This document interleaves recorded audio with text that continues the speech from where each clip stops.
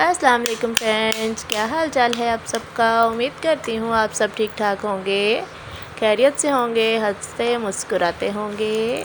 آج ہم جا رہے ہیں انابیہ کے ننیال میں، اور انابیہ ملنے جا رہی ہے اپنے ماموں جان سے، اپنی مامی جان سے اور اپنی آنٹی سے۔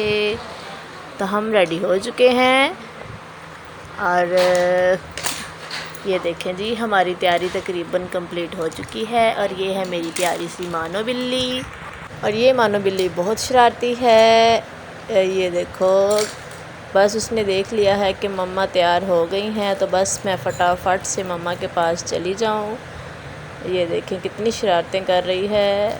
اوئے ماشاء اللہ ماشاء اللہ۔ آپ کو ہماری نابیہ کی اسمائل کیسی لگی ہے کمنٹ میں بتائیے گا، لازمی بتائیے گا۔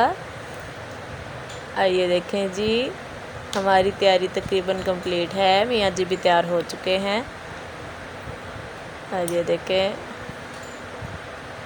اب ہم جانے لگے ہیں، اور یہ اب ہم پہلے ڈور لاک کریں گے۔